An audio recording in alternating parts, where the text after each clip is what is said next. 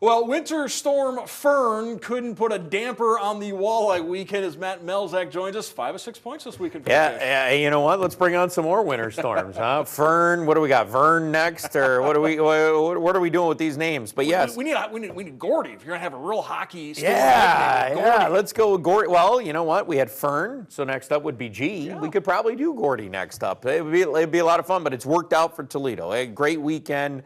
5 out of 6 points, close to being 6 out of 6. So really strong weekend for the walleye. And particularly the PK on Sunday was really fantastic. You know what? They needed it because, I mean, everybody talks about special teams. A lot of times they want to go to the power play, and they should. Toledo, 30% conversion rate on the power play. Against Cincinnati, it's near 40. They never got a look on Sunday, but yet they were 3 for 3 on the PK, and including the end of the game, the 6-on-4 for a minute 40 there at the end.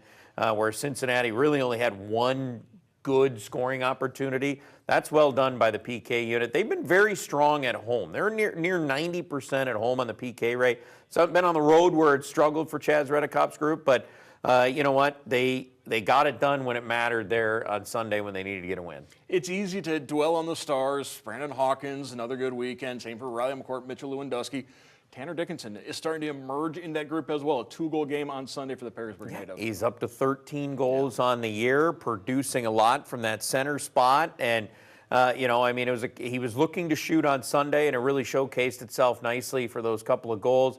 Mitch Lewandowski, obviously, the IQ on him is just fun to watch because that first play, he makes the drop pass to Dickinson, and then he makes sure the D-man kind of gets in the way a little bit, and it leaves Dickinson that shot that, you know, the Cincinnati netminder never really saw. Didn't even react, really. Kind of went down, and it just went right over him, and he didn't even react till it was into the net. And then that second pass to Riley McCourt is just a thing of beauty. The puck's coming his way, one-touch pass. He never even held on to it. Just boom. It's off his stick, and it's right to Riley McCourt for the game winner.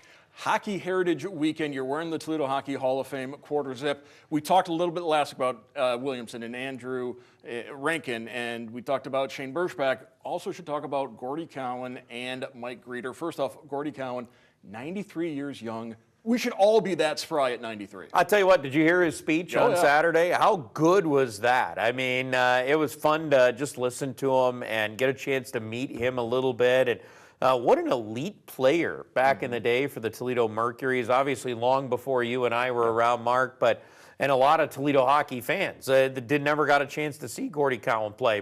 And then you also brought up Mike Greeter, too. We need to talk about Mike Greeter.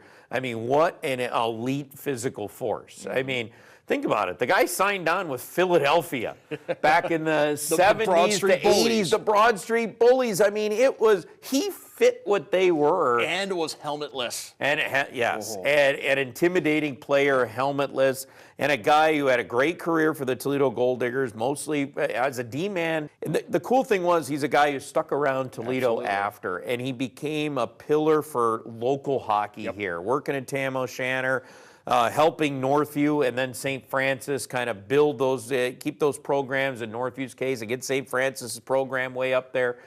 You know, and when he left, then all of a sudden St. Francis started winning state titles. So, you know, I mean, hats off for him and those guys. Obviously, he's passed away, and, you know, we certainly miss having him in the hockey community. But what a great ambassador for it here in the local area. Yeah, Mike Greeter, as you mentioned, the head coach at St. Francis and Northview. They played this week in a fantastic match, which I'm sure you guys are going to be talking about tomorrow night. Yeah, on that little ice check show that we like to do on Tuesdays, leading into your program on Sports Nightly. But yeah, looking forward to it. I know Matt Crandall and I, obviously Matt Crandall, Northview, Matt Melzak, St. Francis.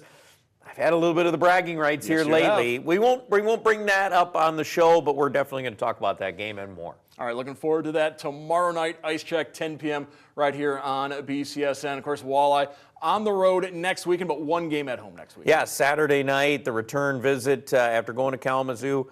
Toledo will host Kalamazoo on Saturday and then go to Cincinnati. Right. So it's kind of the same teams, but doing it again in a different way. All right, thank you so much, Matt. Enjoy the winter weather we are having. I can't wait to get out there. It's snowman season. Let's go.